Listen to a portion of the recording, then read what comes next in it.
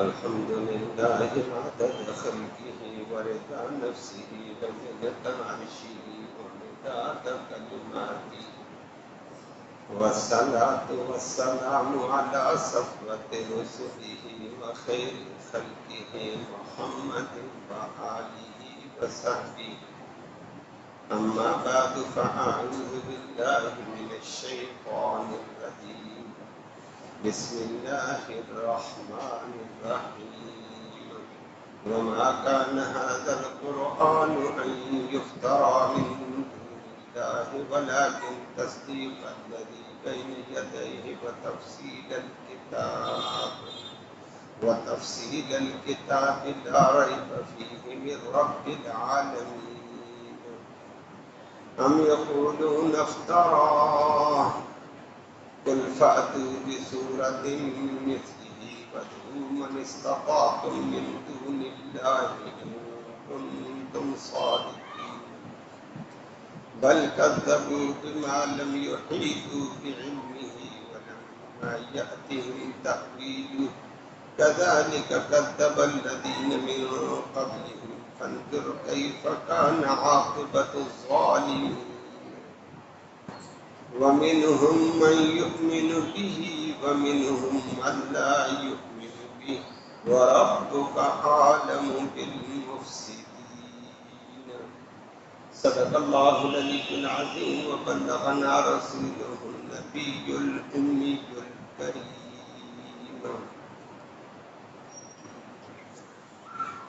قابل سر تکریم معزز سامعین کرام، آج کے آیات کریمہ میں اللہ رب العالمین نے قرآن کی عظمت کا، قرآن کی برتری کا،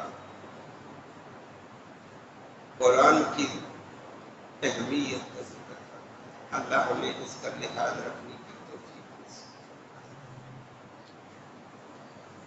اور فرما دیا یہ قرآن آیا ہے اللہ کی طرف سے. اللہ بڑا تو اس کی کتاب بڑی، اس کا کتاب. اور نمبر 2 فرما دیا قرآن ایک ایسی موجز کتاب ہے جو پہلے والی کتابوں کے اصول اور قواعد تھے ان کی یہ تصدیق ہے، اور آئندہ قیامت تک آنے والے تمام مسائل کی بڑی تفصیل سے وضاحت وہ آپ کے سامنے. اور فرمایا اس کی حقانیت میں اور اس کی وضاحت میں کسی قسم کا شک نہیں. کیوں؟ اللہ کی کتاب ہے. اللہ قیامت تک کے حالات کو جاننے میں اعلیٰ اور اس کی کتاب سے اعلیٰ. نمبر 2 پھر ایک اور بات ذکر کی جو نبی صلی اللہ علیہ وسلم کے دور میں بھی تھے. کہتے ہیں نا جی یہ محمد نے کتاب پڑھ کر ہے معاذ اللہ. اللہ نے فرمایا تم بھی پھر کوئی بنا کر چھوٹی سی صورت دکھاؤ. لیکن حقیقت یہ اللہ فرماتے ہیں ایسی باتیں، ایسا جھوٹ بولتے ہیں جہاں تک ان کے علم کی رسائی اور احاطہ نہیں. اس جھوٹ کا ان کو پتہ نہیں، اس کا وبال کتنا. اللہ ہم سب کو نفسی فرمایا وما کان، اور نہیں ہے یہ ھذا القرآن، یہ قرآن ان یفترا، گڑھا جانے والا، من دون اللہ، اللہ کے علاوہ سے. یہ اللہ کے علاوہ کسی سے گڑھا ہوا نہیں ہے، تو اللہ کی طرف سے ہے. ولیکن لیکن تصدیق، یہ قرآن تصدیق کرتا ہے الذی، اس دین کی بین یدئی جو اس سے پہلے تھا. اور نمبر 2 تفصیل الکتاب، اور یہ کتاب تفصیل بیان کرتی ہے، پوری وضاحت کرتی ہے قیامت تک کے مسائل کے لیے. لا ریب فیہ، اس کے بلند و بالا اور اللہ کی طرف ہونے میں کوئی شک نہیں. من رب العالمین، یہ رب العالمین کی طرف سے. آگے فرما دیا ہم یقولون، کیا وہ لوگ کہتے ہیں افترا، اس محمد نے اس کتاب کو گھڑ کر لایا، بنا کر لایا. اللہ نے فرمایا کل نبی ان کو اعلان کر کے کہہ دو فاتو، تم بھی لے آؤ بسورت، ایک چھوٹی سی سورت، مثلی، اس قرآن جیسی. لاؤ نمبر 2 ودو اور بلا لو من ان مددگاروں کو استطاعتم جن کی تمہیں استطاعت اور طاقت ہے من دون اللہ کے علاوہ جن کو بلا سکتے ہو رب ان کو تم صادقین اگر تم اپنے دعوے میں سچے ہو تو یہ کر کے دکھاؤ آگے اللہ فرماتے ہیں بل کذبوا بلکہ انہوں نے جھٹلایا بما ایسی دین کو لم یحیطوا انہوں نے احاطہ ہی نہیں کیا بعلمہ اپنے علم کے ساتھ اتنی بڑی بات کو جھٹلایا جہاں ان کا علم احاطہ ہی نہیں کر سکتا ولما یأتہم اور جب نہیں آیا ان کے پاس تأویلہ اس کا انجام اس جھٹلانے کا پتہ چلے گا ابھی آیا ہے کذالک اسی طرح کذب الذین جھٹایا ان لوگوں نے من قبلہم جو ان سے پہلے تھے ان کا حشر پھر فانظر غور کرو کیف کان کیسے ہوا تھا عاقبت انجام الظالمین ان ظلم کرنے والوں کا جو دین حق کو جھٹلا کر ظلم کرتے ہیں تو آخر میں فرمایا اس کتاب کے لیے بھی دنیا میں 2 طبقے ہیں ومنہم ان میں سے من وہ بھی ہے یؤمن بھی جو اس کتاب پر پورا ایمان لاتا ہے ومن اور ان میں سے من وہ بھی ہیں لا یؤمن بھی اور اس کتاب کی حقانیت اور سچے ہونے کو نہیں بھی ایمان لاتے وربک اور تیرا رب نبی عالم خوب جانتا ہے بالمفسدین فسادی طبقے کو آپ نے شان قرآن کی عظمت کا ذکر ہے اس سے پہلے توحید کا ذکر تھا وہ کل بھی آپ نے سنا اس سے پہلے بھی سنا تھا اللہ کی صفات عظیمہ کا ذکر تو جس طرح اللہ کی صفات پر ایمان لانا ضروری ہے ایمان میں سے اسی طرح اللہ کی توحید پر ایمان لانا ضروری اور پھر محمد کریم صلی اللہ علیہ وسلم کی رسالت پر ایمان لانا اور پھر تیسرے نمبر پر قرآن کی عظمت کو ماننا تو پہلے توحید کا ذکر تھا آج اللہ کے قرآن کی عظمت کا ذکر اس کو عظیم سمجھو نمبر 2 اللہ کی کتاب سمجھو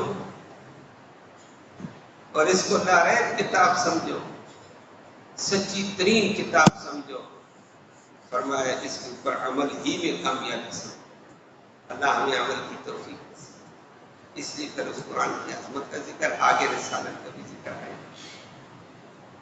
اور اللہ نے فرما دیا وما کان مشرکین مکہ نبی کو ستاتے تھے تنگ کرتے تھے کبھی وہ دوسری جگہ بھی کیا کبھی کہتے یہ قرآن بنا کر لے کر اللہ کا کلام نہیں کبھی کہتے کسی سے سیکھ کر ہے اور وہ عرب میں کچھ ایسے بدکماش بھی تھے جو نبی صلی اللہ علیہ وسلم کے ساتھ بیٹھتے تھے قرآن سنتے بعد میں بگڑے ہوئے جا کر کہتے ہیں یہ ہمارے مشورے کے ساتھ یہ باتیں کہتے ہیں یہ ہم نے سنا ایسے تماشے تو مشرکین بھی اس طرح کی شوشیں چھوڑ اللہ نے قرآن کی حقانیت کا ذکر کر کے فرمایا وما کان ھذا القرآن ان یفترى من دون اللہ یہ قرآن اللہ کے علاوہ کسی کی طرف سے گڑا ہوا نہیں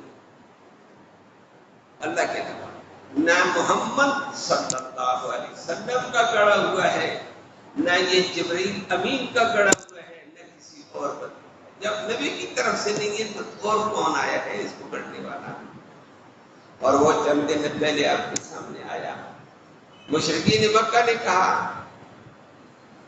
اللہ جل جلالہ نے کہا جو ہماری ملاقات کی امید نہیں کرتے اللہ آخرت کا نہیں وہ کہنے لگے ایک قرآن غیر ھذا محمد ہم آپ کو مانتے ہیں آپ نبی ہیں رسول ہیں آپ کو مانیں گے آپ کو سچا مانیں گے آپ کا ادب کریں گے لیکن ایک قرآن ہے غیر ھذا اس قرآن کے علاوہ کوئی اور قرآن ہے اس میں توحید صح ہمارے عقائد پہ ہٹ زیادہ ہوتا ہے ہمارے طریقہ کار ہمارے رواجوں پہ ضرب لگتی ہے ہمارے لات عزا منات کے اوپر ضرب لگتی ہے ایک بھی قرآن غیر ھذا یا پھر سارا قرآن تبدیل کر کے نہیں لاتا اور بدل ہو کچھ باتیں تبدیل کرتا ہوں جو صحت انداز ہے اس کو بدل کریں ہم مانیں گے نبی کریم صلی اللہ علیہ وسلم نے فرمایا ما یکون لی ان ابدلہ من تلقاء نفسی، اور قرآن کا اس پورے قرآن کو بدل کرتا ہوں کیا اس کے ایک آیت کو، ایک جملے کو میں اپنی طرف سے اس کا ایک حرف بدلنے کی بھی طاقت نہیں ہے۔ جب نبی اس قرآن کو بدل کر نہیں لا سکتا، بنا کر نہیں لا سکتا ہے، تو فرمایا میں ما یکون لی ان ابدلہ من تلقاء نفسی، یہ بلکہ کہاں سے آیا ہے؟ اللہ کی طرف سے ہے۔ ان اتبع الا ما یوحی الی، میں تو اس قرآن کی اتباع کرتا ہوں جو میری طرف وحی آتی ہے، میں اپنی طرف سے کچھ نہیں کر سکتا ہوں۔ جب نبی گڑھ کر اس قرآن کو نہ پیش کر سکا تو دوسرا کوئی بھی پیش نہیں کر سکتا۔ تو یہ پکی بات ہے، یہ اللہ کی کلام، یہ کسی بندے کی نہیں۔ تو فرمایا تم کیسے کہتے ہو یہ گڑی ہوئی کتاب ہے، یہ فلاں نے گڑھ کر نبی کو دے دی، فلاں نے گڑھ کر محمد کو دے دی، محمد اپنی طرف سے بیٹھ کر گڑھ لیتا۔ فرمایا وما کان ھذا القرآن ان یفترى من دون اللہ، اللہ کے علاوہ اس کلام کو کسی کی طرف سے بھی نہیں گڑھا گیا۔ اگر آئی تو کہاں سے آئی ہے؟ قرآن، اللہ کی طرف سے۔ نبی نہیں لا سکا اس کے علاوہ، اور کون؟ اور کسی کی کیا مجال ہے؟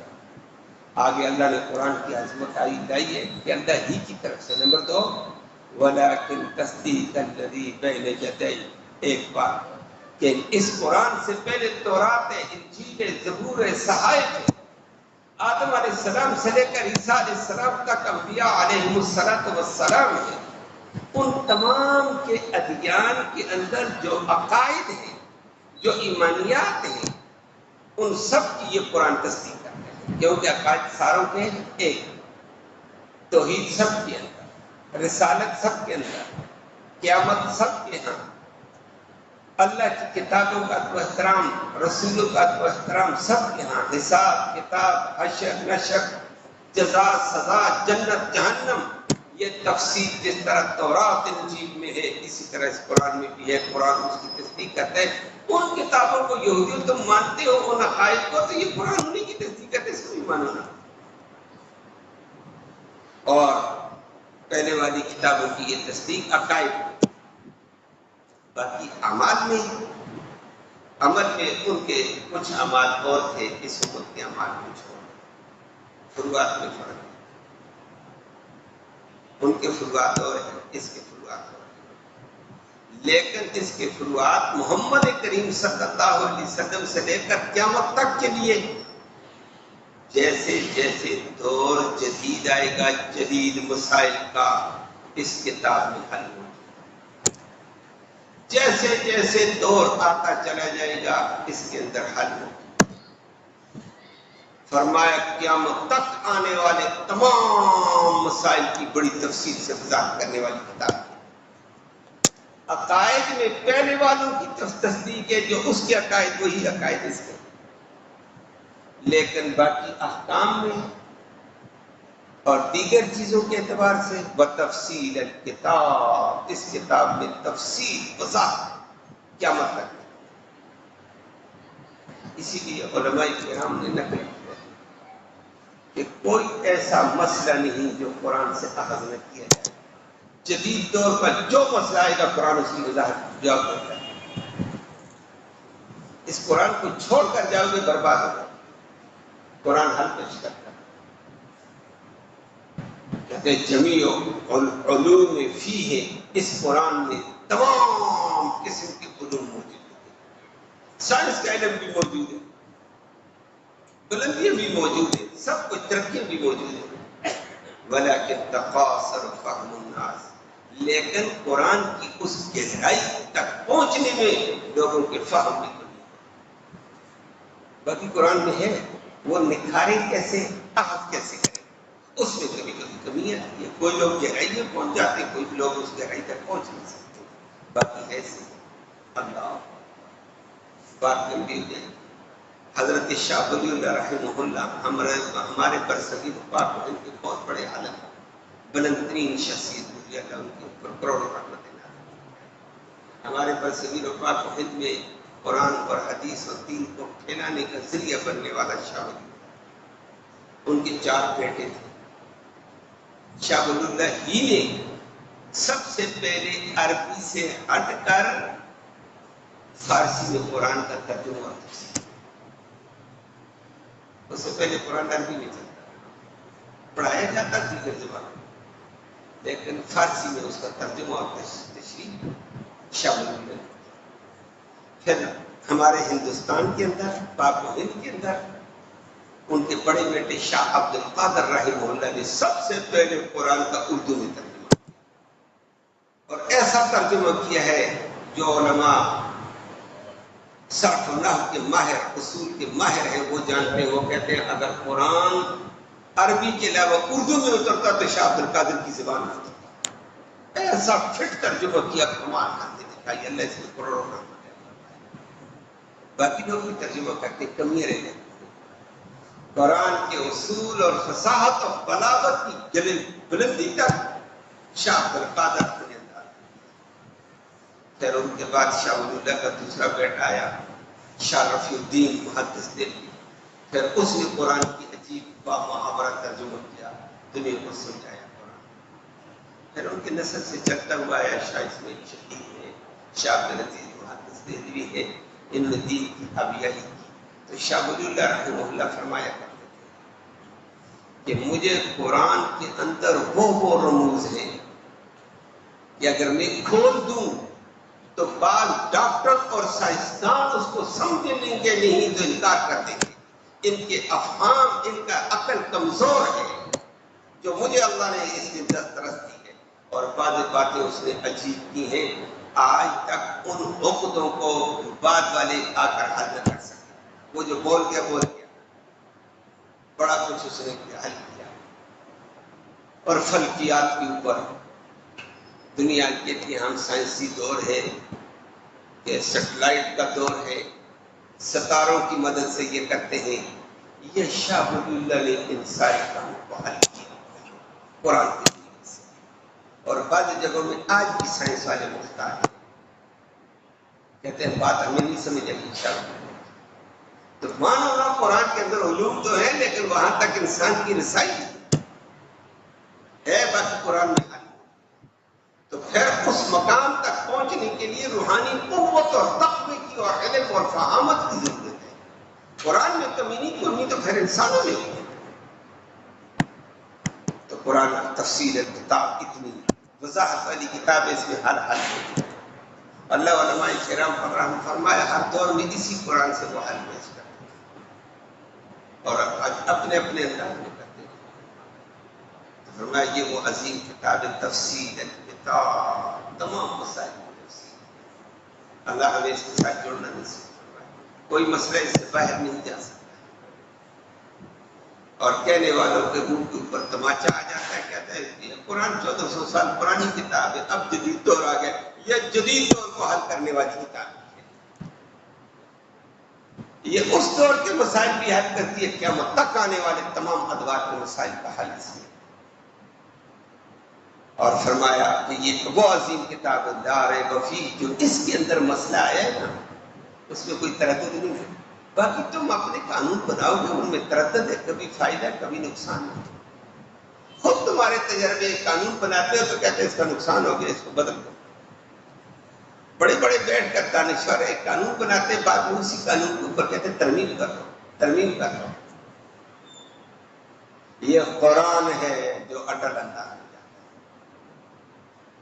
جو کہہ کیا فائدہ اٹھاتا، کوئی ترمیم کی گنجائش نہیں.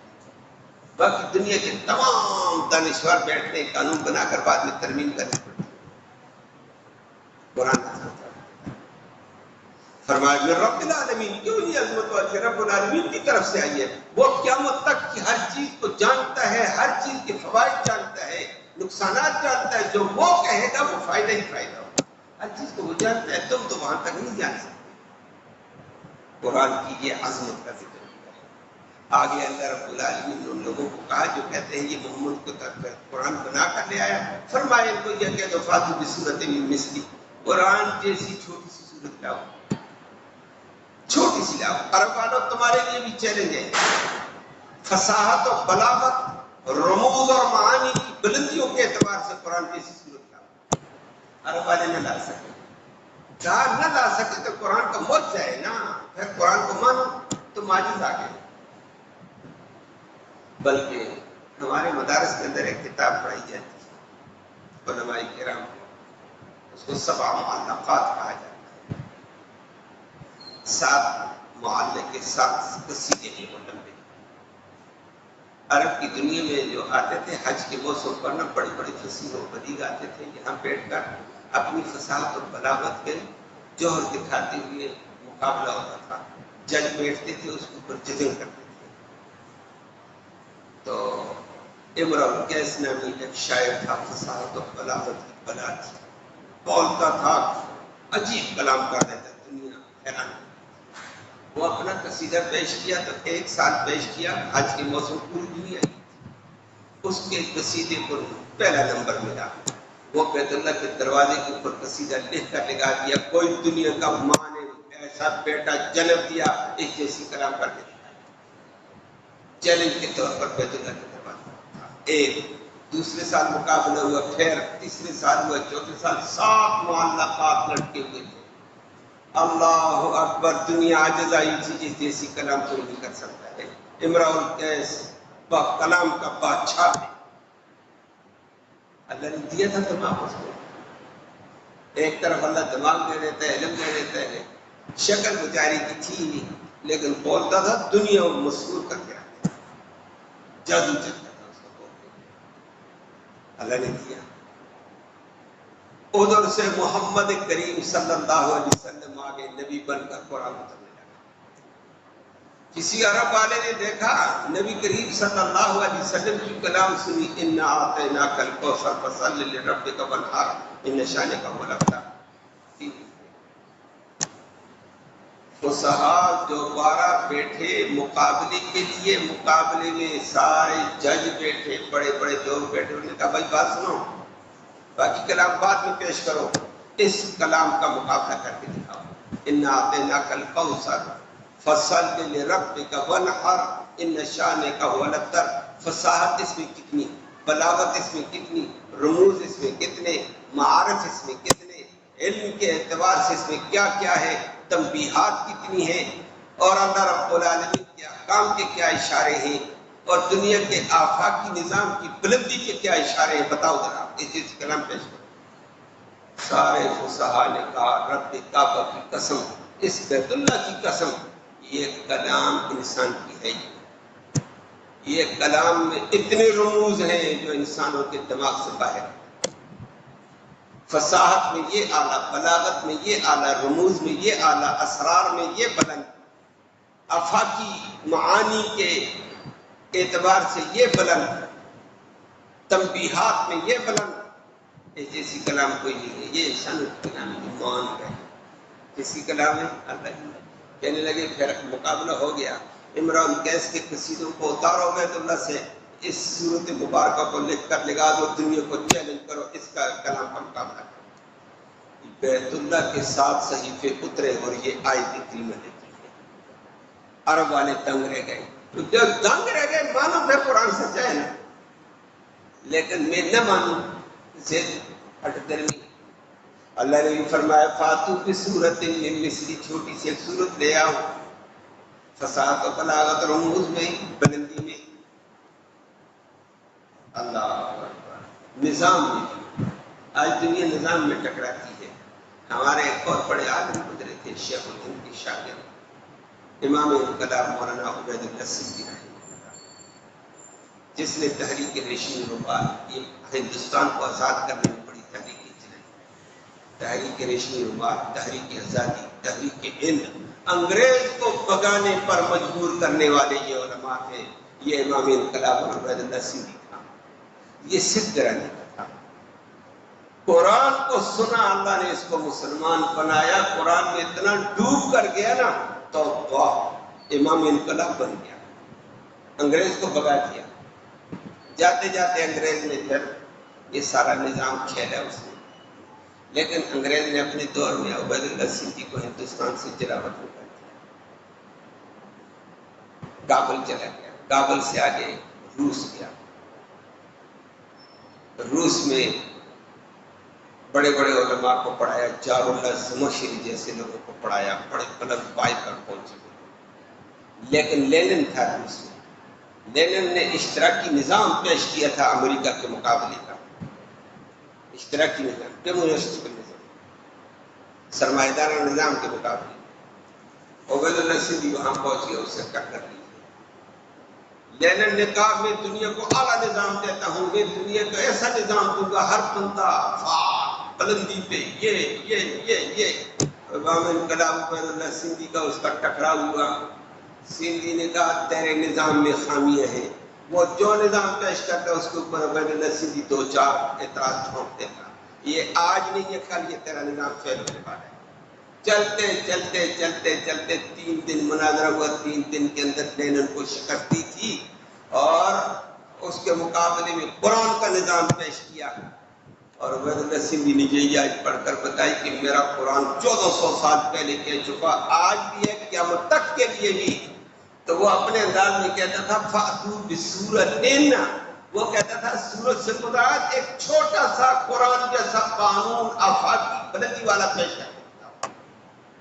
تو کہتا میں بھی نظام پیش کرتا ہوں قرآن کا، تم بھی پیش کرو.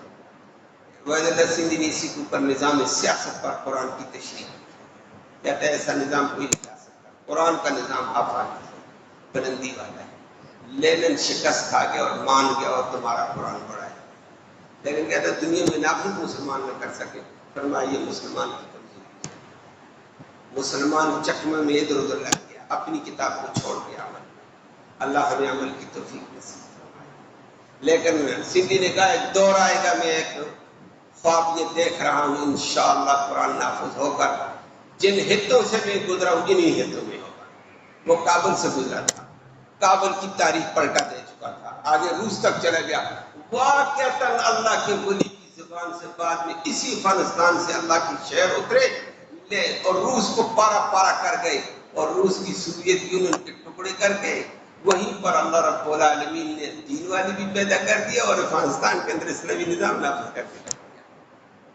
یہ بھی اللہ کا ایک نظام ہے. تو وہ اپنے انداز میں کہتے ہیں قرآن جیسا آفاقی نظام کہیں بھی نہیں ہے، اور اگر ہے تو لا کر دکھاؤ. لیکن قرآن کو برا بنا کہو گے. فرمایا بل کذبوا بما لم یحیطوا بعلمہ، ایسا بکواس کرتے ہو جہاں تمہارا علم اس قرآن کا، قرآن کی اس تکذیب کے حوالے سے بکواسات کا احاطہ نہیں کر سکتا ہے. ایسی باتیں نہ کرو، تمہیں اس کے انجام کا پتہ نہیں ہے. جو پہلے والے لوگوں نے پہلی کتابوں کو جھٹلایا تو ان کا انجام کیا ہوا. فانظر کیف کان عاقبۃ الظالمین. تم قرآن کو جھٹلا دو گے، اس سے روگردانی کرو گے تو اس کا کیا ہوگا. آگے نبی کی تسلی دینے بھی کوئی بات نہیں ہے. قرآن ماننے والے بھی ہیں، صحابہ کرام قرآن نافذ کرنے والے بھی ہیں. بعض نہیں مانتے ہیں. وَرَبُّكَ أَعْلَمُ بِالْمُفْسِدِينَ، تیرا رب فسادیوں کو خوب جانتا ہے، انہی سے وہ انتقام لے گا. آخر نہ اللہم صلی وسلم دائما ابدا. یا اللہ تو رحمت کے فیصلے فرما، کوتاہیوں کو معاف فرما، صغیرہ کبیرہ گناہوں کو معاف فرما، دونوں جہانوں کی خیر نصیب فرما، شر سے، فتنے سے، فساد سے محفوظ فرما. اللہ حاضرین مجلس کی صرف حاضری کو قبول فرما، ان کی نیک مرادیں پوری فرما، نیک ارادوں میں کامیابی نصیب فرما، حلال کی روزی نصیب فرما، حرام سے محفوظ فرما. یا اللہ بیماروں کو اس قرآن کی برکت سے تو خیر شفا نصیب فرما. بے روزگاروں کو بہتر روزگار نصیب فرما، روزگار والوں کے روزگار میں خیر و برکت رحمت نازل فرما. یا الہ العالمین اس قرآن کے حق و احترام، اس کے تقاضوں کو پورا کرنے کی توفیق نصیب فرما. اس کے رموز، اس کے اثرات کی واقفیت نصیب فرما. یہ آفاقی عظمت والی کتاب ہے، اس کا یا اللہ غلبہ پوری دنیا میں فرما. یا اللہ دنیا کے اندر جو باطل نظام ہے ان کو ناکام کر کے، مغلوب کر کے قرآن کو غالب فرما دے. قرآن والوں کو غالب فرما، قرآن کے نظام کو غالب فرما، قرآن کے نظام سیاست کو غالب فرما. قرآن آفاقی کتاب ہے، یا اللہ اس کے ساتھ ہمیں جڑنا، اس کا ادب و احترام نصیب فرما. مرتے وقت کلمہ ایمان نصیب فرما. آخرت میں اس قرآن کی محمد کریم صلی اللہ علیہ وسلم کی شفاعت نصیب فرما.